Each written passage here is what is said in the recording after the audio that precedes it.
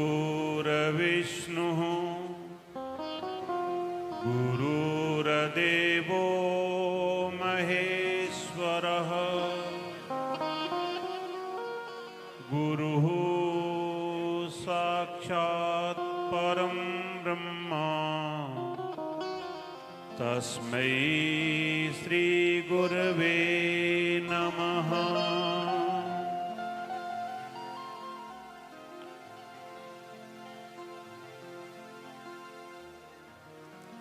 मंदारमाला कलितालकायै कपालमालांकितशेखराय दिव्यांबरायै च दिगंबराय नमः शिवायै च नमः शिवाय।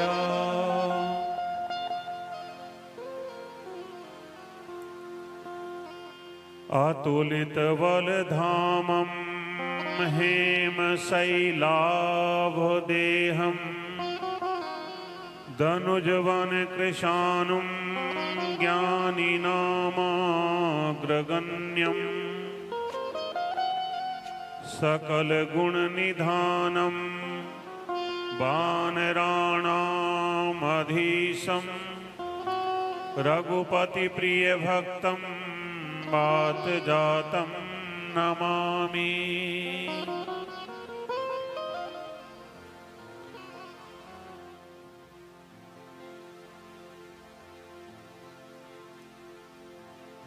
शंकरं शंकराचार्यं केशवं बादरायणं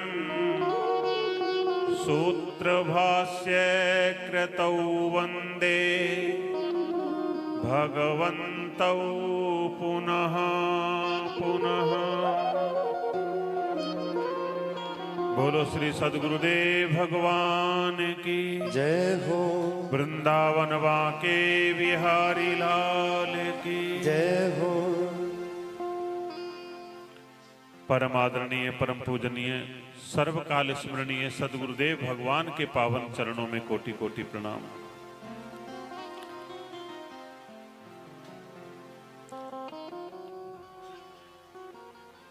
आनंद कंद मुरली मनोहर ब्रज नंदन का साक्षात वांगमय स्वरूप श्रीमद् भागवत महापुराण के पावन चरणों में कोटि कोटि प्रणाम।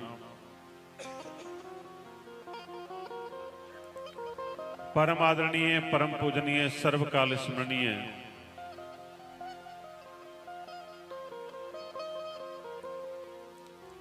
मंच पर विराजमान आत्मस्तत सभी महान पुरुषों को कोटि कोटि नमन। संगीत पर संगति करने वाले हमारे सभी ब्रजवासी भाइयों को जय जय श्री राधे, जय जय श्री कृष्ण। धर्मानुरागी माताएं व सज्जन, ये भगवान की ज्ञान भक्ति और कर्म योग की त्रिवेणी की निर्मल धारा का आज चतुर्दिवसीय स्नान आप सब लोग कर रहे हैं। सदगुरु के चरणों में प्रार्थना के पुष्प थोड़ी चर्चा करेंगे, उसके बाद थोड़ा भगवान का आज प्रागट्य है, आज जन्मोत्सव मनाया जाएगा, तो सभी लोग शांति से बैठे रहेंगे। बोलो सद्गुरुदेव भगवान की। मैंने ऐसा सतगुरु पाया है, मेरा रोम रोम हर साया है। मैंने ऐसा सतगुरु पाया है, मेरा रोम रोम हर साया है। मैंने ऐसा सतगुरु पाया है, मेरा रोम रोम हर साया है।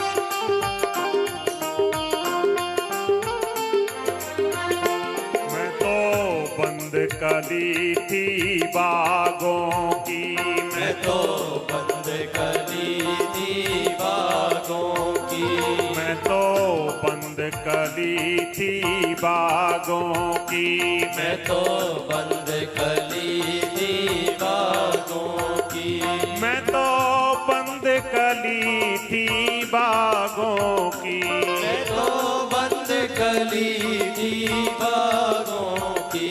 सतगुरु ने, सतगुरु ने आज खिलाया है, मेरा रोम रोम हर्षाया है।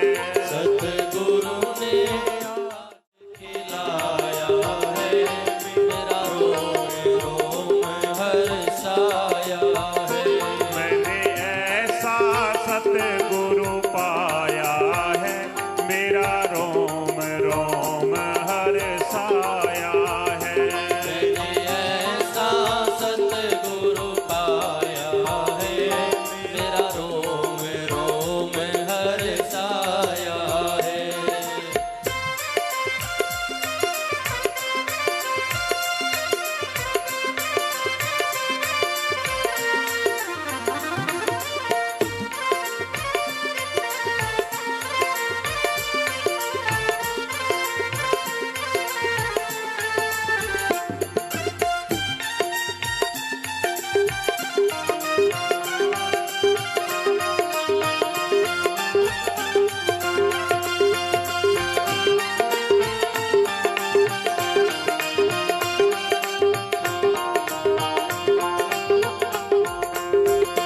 मैं तो अंधकार में पड़ी हुई, मैं तो अंधकार में पड़ी हुई, मैं तो अंधकार में पड़ी हुई, मैं अंधकार में पड़ी हुई, मैं तो अंधकार में पड़ी हुई। ओ मैं तो अंधकार में पड़ी हुई।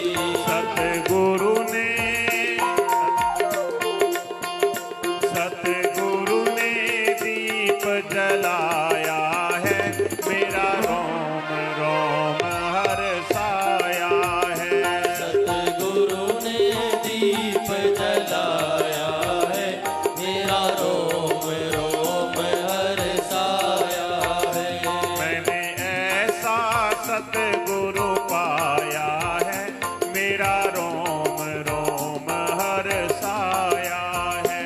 मैंने ऐसा सतगुरु पाया है, मेरा रोम रोम हर्षाया है।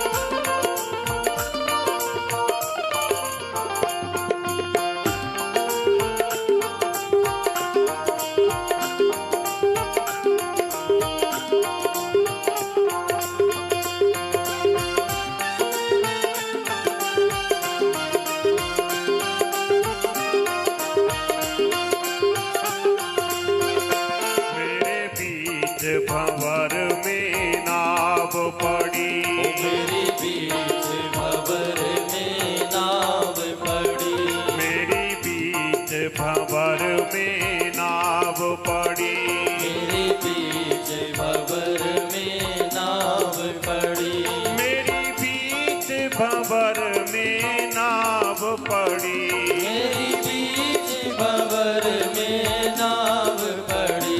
सतगुरु ने, जय हो। सतगुरु ने पार लगाया है, मेरा रोम रोम हर्षाया है। सतगुरु ने पार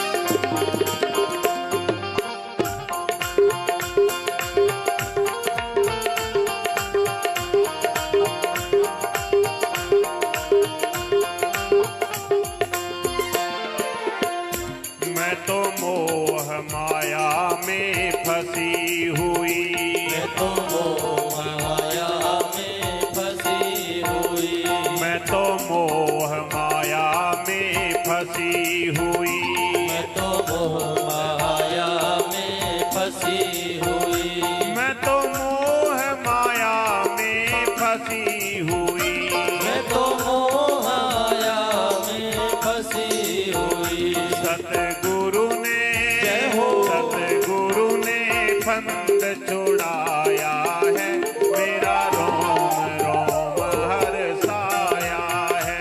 सतगुरु ने पंथ छुड़ाया है, मेरा रोम रोम हर्षाया है। मैंने ऐसा सतगुरु पाया है, मेरा रोम रोम हर्षाया है।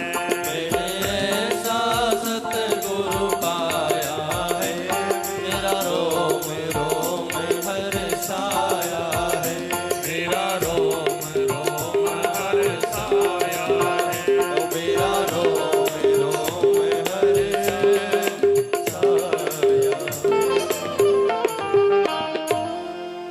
बोलो सदगुरुदेव भगवान की जय।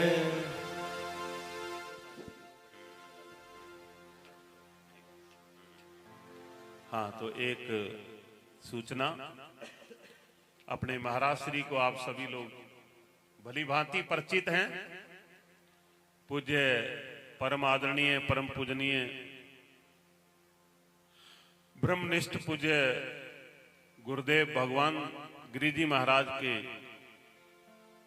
परम शिष्य सुदामा गिरि जी महाराज जंडवाला हनुमंता से सप्पा वाली गौशाला महाराज श्री चलाते हैं और बड़े ही ढंग से चलाते हैं।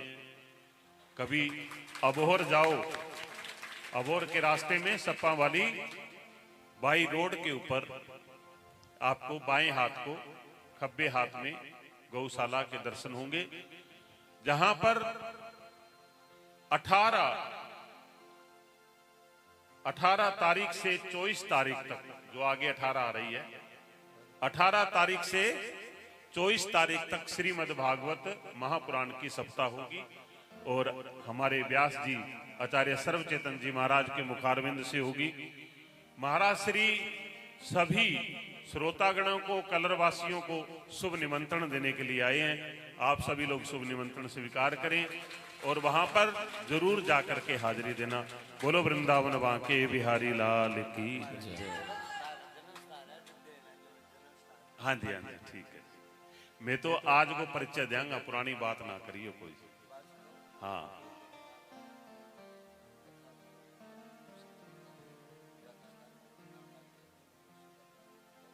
हाँ, ठीक। और अनूपगढ़ के पास में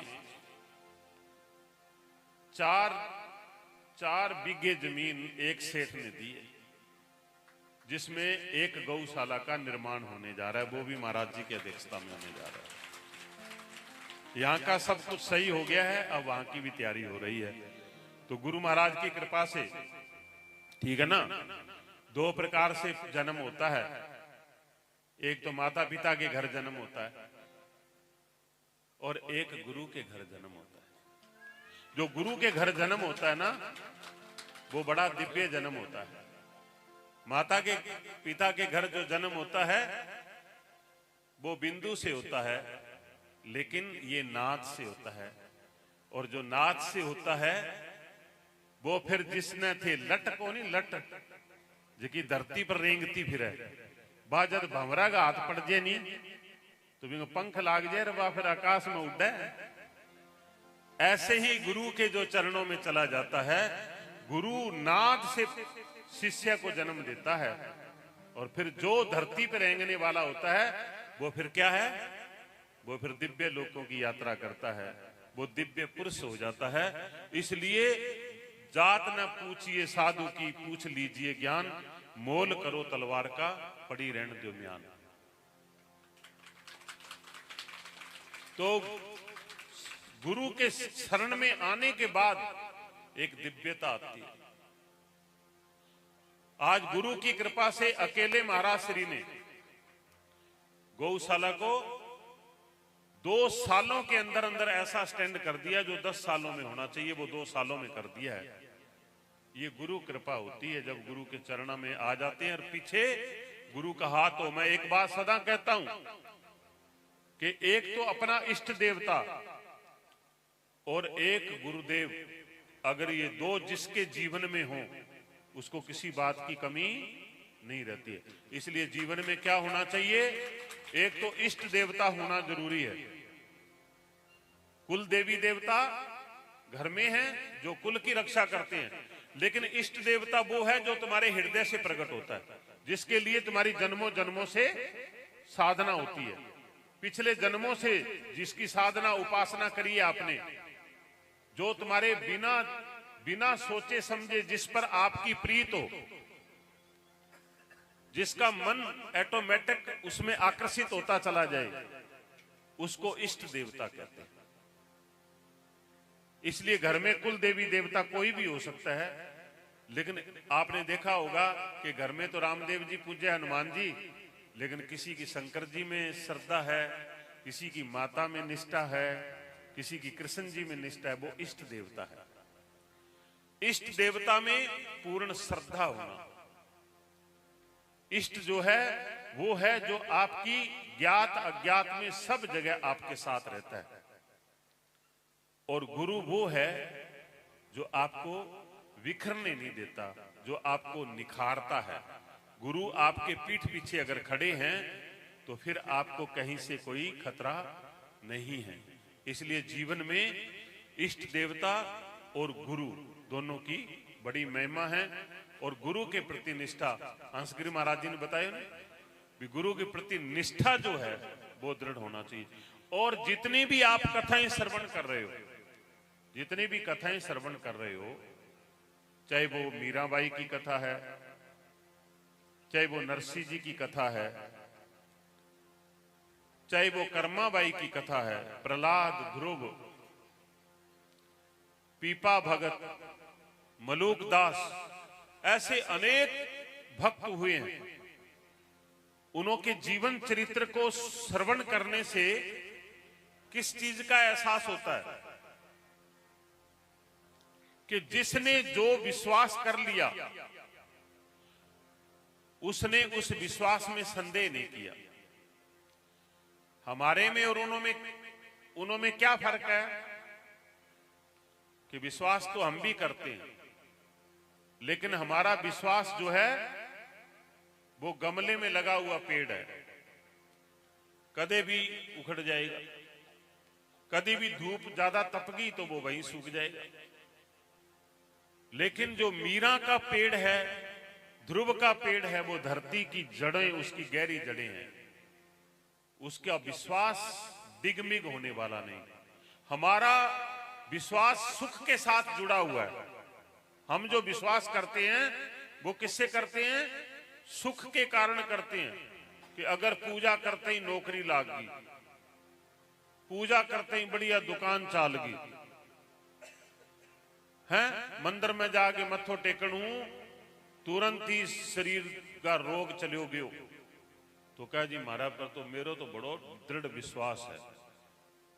लेकिन जे अगर बात उल्टी हो जाए, तो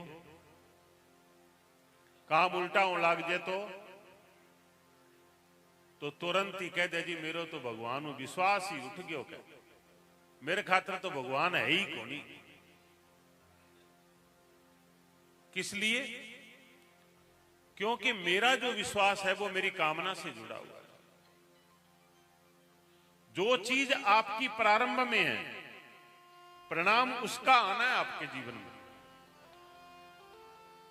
अगर शुरू में ही हमने कामना से कुछ साधना करी है तो परिणाम में कामना ही रह जाएंगी, क्योंकि जो बीज है वही तो रहेगा ना। अगर आप कोई कामनाओं से कोई काम कर रहे हो तो कितनी भी यात्रा कर लेना, लास्ट में कामना ही रह जाती हैं। अगर आप कथा को सुनोगे तो देखो कि दशरथ जी ने मनु शतरूपा के रूप में तप किया, और तप करने के बाद पुत्र रूप में भगवान को प्राप्त किया, पुत्र रूप की कामना रखी, इसलिए उस कामना के साथ ही उनको फिर शरीर छोड़ना पड़ा कि हाय राम, कामना में ही बिलखते बिलखते गए। वो तो भगवान ने अपनी करुणा करके उनको फिर जब लंका का युद्ध समाप्त करके और जब वापिस गंगा जी में आते हैं, दर्शन करते हैं दशरथ जी, जब दशरथ जी को वहां पर ज्ञान देते हैं राम जी, तब उन्हें ज्ञान प्राप्त होकर के वो मुक्ति को प्राप्त होते हैं।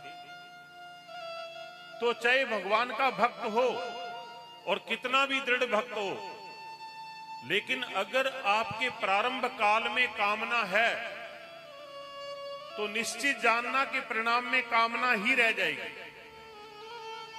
और जिसके जीवन में परमात्मा से प्रेम है, बंधन से छूटने के लिए भगवान की भक्ति करते हो, जन्म मरण से रहित होने के लिए भक्ति करते हो, या परमात्मा में ही अपने को समाने के लिए भक्ति करते हो,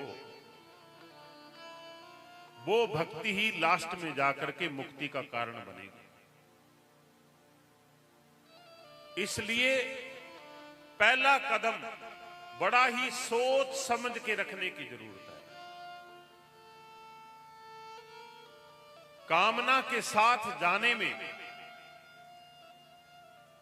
एक कामना की पूर्ति होने पर दूसरी कामनाओं का जन्म होता है। लेकिन जब कोई व्यक्ति अनुराग से जाता है, वैराग से जाता है, तो उसके जीवन में जो घटना घटती है वो दिव्य घटना होती है। ऐसा नहीं है कि आप कामना ना करो तो आपके जीवन में सुख नहीं होगा। जो भी संत महात्मा हैं, जो भी परम भक्त है भगवान के, वो सुख की कामना नहीं करते। लेकिन आप क्या सोचते हो कि जब आपके घर कोई प्रेमी आता है तो उसे क्या मांगना पड़ता है क्या? उसके लिए आप पहले से ही पलक पावड़े बिछा के रखते हो? आपके घर कोई भी प्रेमी रिश्तेदार आता है, कोई मित्र आता है, तो उसे कुछ मांगना पड़ता है क्या घर आके? क्या आप पहले से तैयारी करते हो? और जो आदमी, जो जीव भगवान का भक्त हो गया, भगवान का प्रेमी हो गया, तो उसके तो हाथ बड़े बड़े हैं, उसका तो हृदय विशाल है। क्या वो अपने भक्त को कभी दुखी रहने देता है क्या? लेकिन हमारा इस बात पर विश्वास दृढ़ नहीं है। इसलिए कोई भी यात्रा करने से पहले हमें स्वभाव का, उसके प्रभाव का, उसके सामर्थ्य का ज्ञान हो जाए। भगवान का स्वभाव करुणामय है, उदारता है उन्होंने, करुणा के साक्षात मूर्ति है वो, उदारता की साक्षात मूर्ति है वो, और प्रेम के वो सागर हैं, और सामर्थ्य की कोई कमी नहीं है। अगर ये बात अपने हृदय में दृढ़ विश्वास हो गया और फिर हमने उनको हृदय में स्थान दे दिया, भक्ति एक बड़ा ही सुंदर मार्ग है। आपका न ज्ञान है कि ना आएंगी कोई बात को नहीं, ठीक है ना जी? थारकन बुद्धि है कोनी इंगी बात ही कोनी। बात ये विश्वास मार्ग जो है ये एक स्वतंत्र मार्ग है। इसके द्वारा जाने वाला भी संसार में वापस नहीं लौटता। ज्ञान और भक्ति दोनों के स्वरूप को थोड़ा जान लो। ज्ञान मार्ग में क्या कहते हैं कि असंग होना है, शरीर से असंग होना है, संसार के वस्तुओं से असंग होना है, जितने भी संबंध है उनों से असंग होना है, अर्थात साक्षी भाव, दृष्टा भाव। ज्ञान का मार्ग क्या है कि मैं सिर्फ साक्षी हूं, बाकी सब दृश्य है, और जो भी दृश्य है वो सब कल्पित है, कल्पना वाला है, माया है, भ्रम है। इसलिए असंग होने पर अकर्ता हो गया, अभोक्ता हो गया। जो कर्ता होगा वो ही भोक्ता होगा। जो अकर्ता है ऐसा जानता है कि मैं तो दृष्टा हूं, मैं साक्षी हूं। तो जो अकर्ता है वो भोक्ता हो नहीं सकता, और जो कर्ता होगा वो उसको भोक्ता होना पड़ता है। इसलिए जहां असंगता है वहां साक्षी भाव आ गया, और साक्षी भाव आ गया तो कर्ता और भोक्तापने से छूट गया, और कर्तापने और भोक्तापने से छूट गया तो जन्म और मरण से भी छूट गया। ये तो ज्ञान का मार्ग हुआ। और भक्ति के मार्ग में आप देखिए भेद नहीं है, ज्ञान भक्ति नहीं कछु भेदा, भेद नहीं है दोनों में। भक्त क्या कहता है कि सब कुछ भगवान ही करते हैं। बांगी इच्छा बिना पत्तो भी कोनी हल है। उनका समर्थ्य दिया हुआ है, उनका भाव दिया हुआ है, उनकी बुद्धि दी हुई है, भगवान का दिया हुआ है। मेरा कुछ भी नहीं है। अब जब मेरा कुछ भी नहीं, सब कुछ वो ही करते हैं, तो क्या भक्त भी साक्षी नहीं हो गया है क्या? भक्त भी उसी अवस्था में खड़ा है, साक्षी अवस्था में, जिसमें एक ज्ञान मार्ग से जाने वाला ज्ञानी खड़ा है। लेकिन भक्त को ज्ञानी से भी बड़ा जाना है। आप तो कहते हो ना भक्ति जो है साधन है, लेकिन परम ज्ञानियों ने भक्ति को परम माना है। क्यों माना है? कि जो आत्म भाव को निष्ठा में जो खड़ा हो गया, स्थिर हो गया,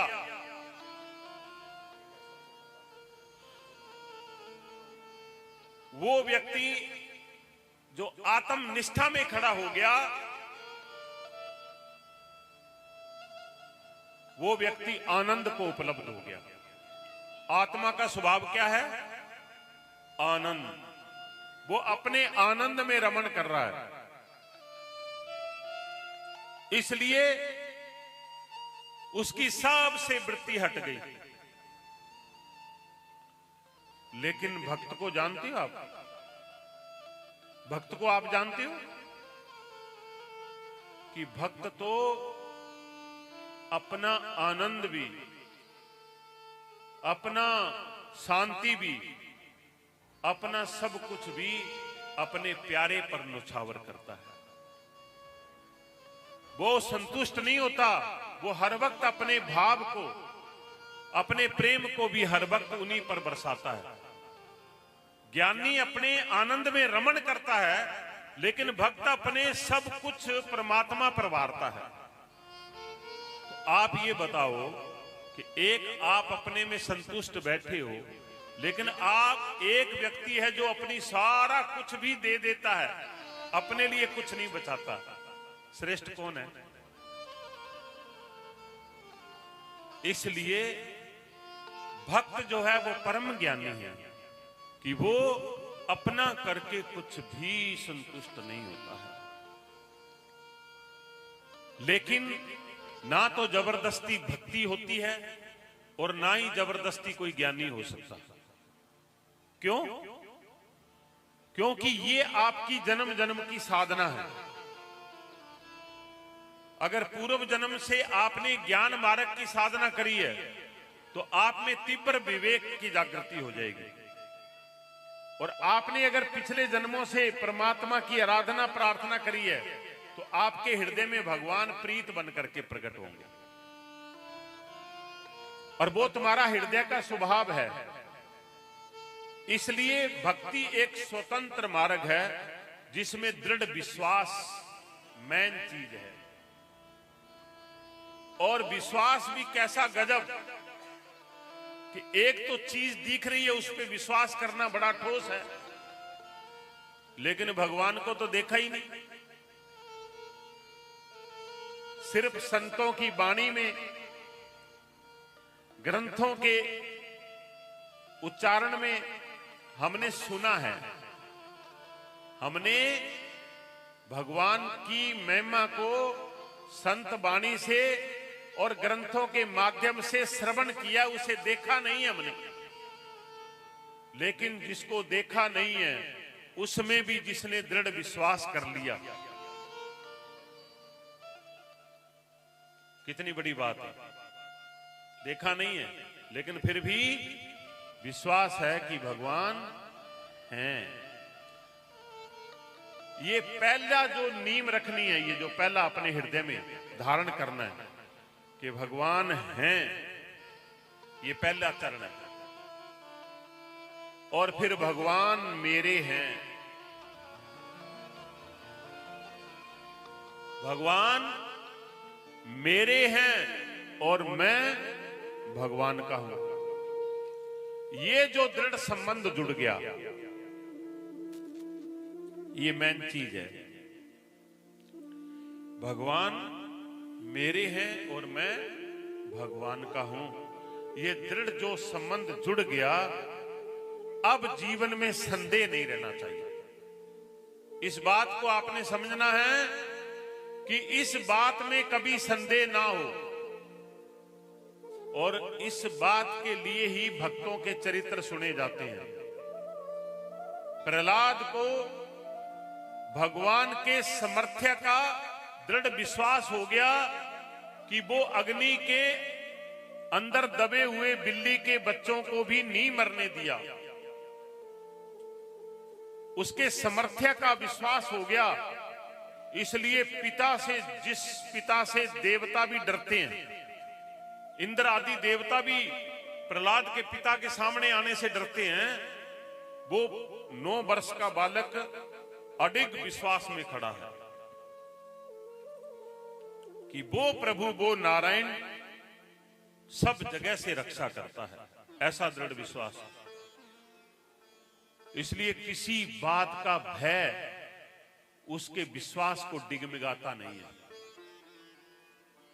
तो हम अपने हृदय में नोट करें कि अगर हम भगवान के भक्त हैं तो क्या ऐसा दृढ़ विश्वास रहता है क्या हमारा? थोड़ी थोड़ी परिस्थितियां आने पर विश्वास डिगमिगाने लगता है, क्योंकि हम अपनी कामना के भक्त ज्यादा हैं, भगवान के भक्त कम हैं। हम अपनी कामना से गुलाम हैं, अपनी कामनाओं की, इसलिए हमारा विश्वास ठहरता नहीं। लेकिन दृढ़ विश्वास जिसका हो गया, फिर उसके भीतर कभी डिगमिगाहट नहीं होती। क्यों? क्योंकि वो समर्थशाली मेरा है, मैं उसका हूं, और वो जो भी करेगा उसी में मेरा कल्याण होगा। छोटे बच्चे को पिता इतना ऊंचा उछाल देता है, लेकिन बच्चा फिर भी खिलखिला के हंसता है। क्यों जी? क्योंकि उसको इतना विश्वास है कि वो मुझे गिरने नहीं देगा। इसलिए बच्चे को इतना ऊंचा उछालने पर भी खिलखिला के हंसता है, क्योंकि उसको अपने पिता पे, अपने दादा पे भरोसा है कि वो मुझे गिरने नहीं देगा। ऐसे ही जिसको विषम परिस्थितियां आने पर भी जिसका विश्वास डिगमिगाता नहीं, तब आप जानना कि आप भक्ति के द्वार में प्रवेश किए हो। और जिसने ये प्रवेश कर लिया और ये संबंध दृढ़ जोड़ लिया कि वो मेरे हैं और मैं उनका हूं, तो जो बहुत दूर दिखाई देता है ना, पता नहीं कहीं बैठे है वो वैकुंठ में, गौलोक धाम में, के कैलाश पर्वत पर बैठे है, वो आपको अपने हृदय में अनुभव होने लगेगा। आपको ऐसा लगेगा कि हर वक्त मेरे हृदय में विराजमान। जो बहुत दूर था, घनी दूर, जो पास से पास भी है, जो अज्ञानियों के लिए दूर है, वो भक्तों के लिए पास से पास है, हृदय में आ गया। और फिर ऐसा दिखाई देगा कि मैं जहां भी जाता हूं वहां मेरे साथ है। ये धीरे धीरे धीरे धीरे हमारे भीतर जो दूरी है वो दूरी मिट जाती है। फिर जो भेद है वो भेद भी मिट जाता है। भेद नहीं रहता, ऐसा लगता है कि वो ही कर रहे हैं सब कुछ, मैं नहीं कर रहा हूं। ये जो दृढ़ता है, ये जीवन में अगर उतर जाए तो दूरी भी गई, भेद भी गया और भिन्नता भी गई। ऐसा दिखता है कि वही तो है, मैं कहां हूं। इसलिए आप जब ज्ञान की बात सुनो तो सुन लो, लेकिन अपनी भक्ति की निष्ठा से डिगमगाया मत करो। अपनी भक्ति को दृढ़ पकड़ के रखो कि वो प्रभु हैं, वो चाहे मुझे बार बार जन्म पे जन्म दे, चाहे वो अपने में मिला ले, वो उन्हों की मर्जी है। और भक्तों कहते हैं कि मुझे तो बार बार जन्म लेके तेरे चरणों की पूजा करनी है। वो तो मुक्ति चाहते ही नहीं है, वो तो बार बार उन्हीं का दीदार करना चाहते हैं। वो कहते हैं मुझे तड़फाओ, मुझे बार बार तुम्हारी याद में मैं तड़फता ही रहूं। तड़फने में उन्हों की विरह में इतनी पीड़ा है, आनंद है, उस रस में है। मिलने का तो रस कितना बड़ा होगा, ये बात सिर्फ भक्ति ही जानता है। उसके विरह में भी शिकायत नहीं है। क्यों? क्योंकि विरह भी हमारे जन्मों जन्मों के सारे विकारों को जला देता है। ये जो विरह पैदा होता है, ये जो व्याकुलता पैदा होती है, ये हमारे जन्म जन्मों के जो कर्म है उन्हों को जलाने के लिए विरह पैदा होता है, व्याकुलता पैदा होती है। जो भगवान तड़फाते हैं ना, जो कहते दिन नहीं चैन रात नहीं निंदिया, वो विरह की जो अग्नि है, वो अग्नि है। अग्नि जैसे योग की अग्नि है, जैसे ज्ञान की अग्नि है, ऐसे ही विरह की अग्नि है, ऐसे ही पश्चाताप की अग्नि है। चार मार्ग है ना, कर्म योग, भक्ति योग, राजयोग और ज्ञान योग। ये चारों मार्गों में अग्नि से गुजरना ही पड़ता है। ज्ञानी भी ज्ञान की अग्नि से गुजरता है, तब उसके संचित कर्म जल के राख होते हैं। भक्त भी विरह की व्याकुलता की अग्नि में जलता है, और ऐसा जलता है कि कहीं मन नहीं लगेगा। किसी चीज को मन पकड़ना चाहेगा तो भी पकड़ नहीं पाएगा। ऐसे तपता है जैसे कोई भट्टी के अंदर डाल दिया हो, और तब भी आपको उपराम ना हो, तब भी आपको उससे अविश्वास ना हो। ऐसा वो मार्ग है। इसलिए तो सखियों को, गोपियों को भगवान छोड़ के चले गए, और चले गए वापिस लौट के ब्रज में दोबारा नहीं आए। 100 वर्षों के बाद कुरुक्षेत्र में मिलते हैं, और उसी तड़फ में, उसी विरह में, उसी व्याकुलता में तप तप करके कृष्ण ही रह गए, खुद मिट ही गए। मैं को मार दिया तू तू की तारा, तू तू करते करते मैं मिट गया। तो आप तैयार हो जाएं, आप छलांग लगाने के लिए तैयार हो जाएं, और डरे नहीं। बीच में से वापस लौटने की बीमारी जो पड़ी है ना, उसी से ही लटके खड़े हैं। जिन्होंने सोच लिया कि वापस लौटना नहीं है, चाहे मर जाएं, मिट जाएं, बिल्कुल किनारे लगे हुए वापस लौट के गिर जाते हैं इस मार्ग में। इसलिए गुरु की बड़ी आवश्यकता होती है कि पीछे गुरु जो है वो पीठ थपथपाता है कि बस एक ही छलांग की जरूरत है, अब मत चूक जाना। अगर चूक गया, मीराबाई का ललिता नाम से थी। मीराबाई का पिछला जन्म क्या था? जो ललिता सखी है, जो सबसे सुंदर, कहते हैं राधा जी से भी खूबसूरत थी, लेकिन सुंदरता का अभिमान कि मैं बहुत सुंदर हूं, उसकी थोड़ी सी अहम ने उसको अटका दिया। प्रेम तो था कृष्ण से, लेकिन सुंदरता बीच में विघ्न बन गई, बाधा बन गई, और उसके लिए 500 वर्षों का इंतजार करना पड़ा, 5000 वर्षों का इंतजार करना पड़ा, और फिर पल पल तड़पना पड़ा, पल पल मिटना पड़ा, तब कृष्ण में जाकर के समाई। पहले तो साधना मिलना कठिन है और फिर साधना के मिल जाने के बाद डटना कठिन है। अगर कोई सूरवीर है, डट गया, बस कल्याण हो गया। इसलिए गुरु के चरणों को हर वक्त पकड़े रखना। कितना भी लगे कि अब मुझे कोई परवाह नहीं, तो भी गुरु के चरण नहीं छोड़ना, क्योंकि गुरु जानता है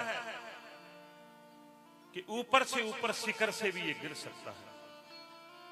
इसलिए गुरु के चरणों से जुड़ करके रहना, और जब गुरु के चरणों से आप जुड़ करके रहोगे तो फिर जीवन में फिर जीवन का जो है ये फूल खिल जाएगा, और खिल जाएगा तो फिर आपके पास सिर्फ धन्यवाद के रूप में, सिर्फ उसकी महिमा गाने के अलावा, उसका धन्यवाद करने के अलावा आपके पास कुछ नहीं बचेगा। एक भजन और उसके बाद आप जन्म उत्सव का आनंद लेंगे। बोलो वृंदावन बांके बिहारी लाल की। मुझे तूने दाता बहुत कुछ दिया है,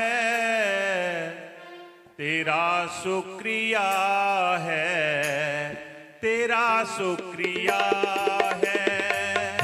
मुझे तुमने दाता बहुत कुछ दिया है, तेरा शुक्रिया है, तेरा शुक्रिया है।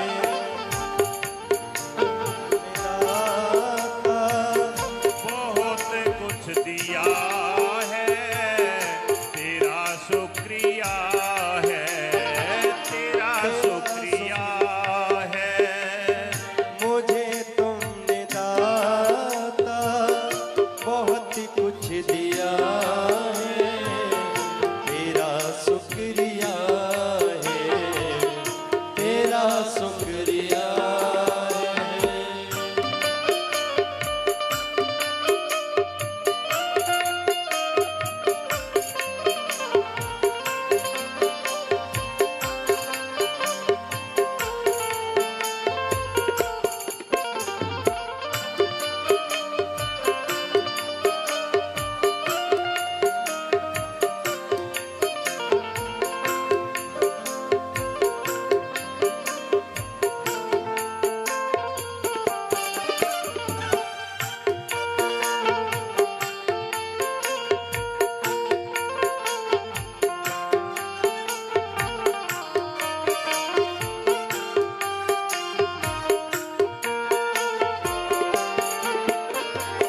न मिलती अगर की हुई दात तेरी, तो क्या थी जमाने में औकात मेरी।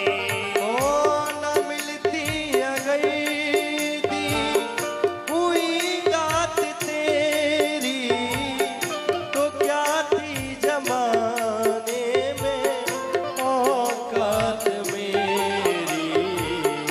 मुझे तूने जीने के, मुझे तूने जीने के काबिल किया है, तेरा शुक्रिया है, तेरा शुक्रिया है। तेरा शुक्रिया है, तेरा शुक्रिया है। मुझे तुमने दाता बहुत कुछ दिया है, तेरा शुक्रिया है, तेरा शुक्रिया है।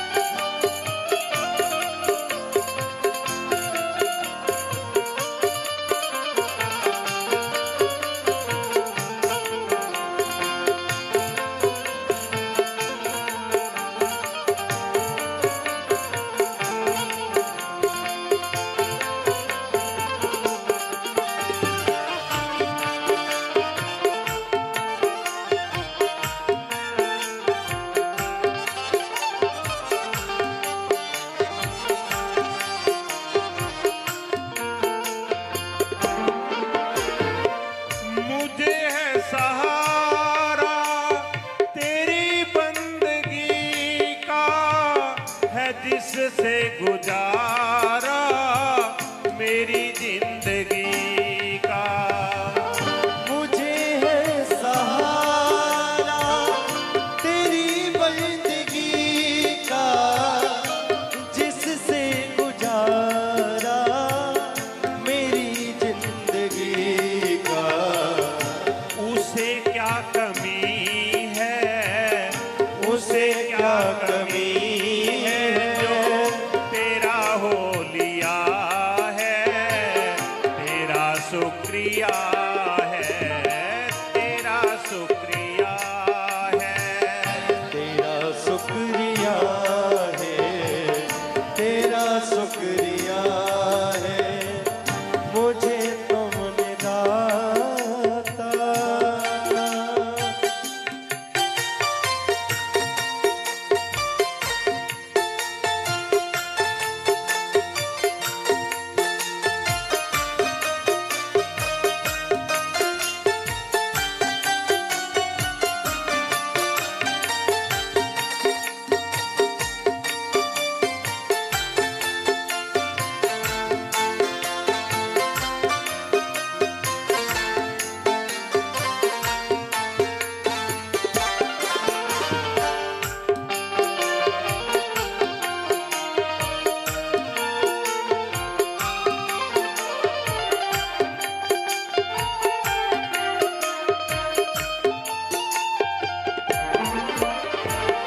मेरा ही नहीं तू सभी का है दाता।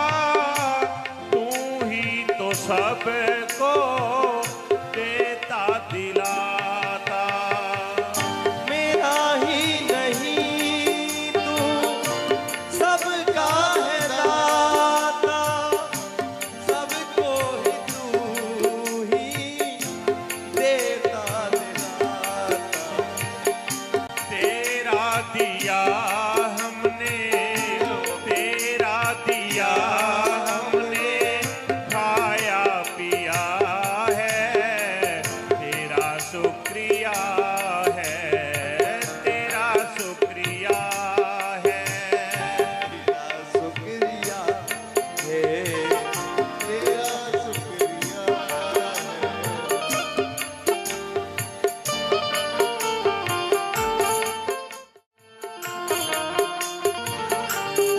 ओ मुझे तुमने दाता बहुत कुछ दिया है।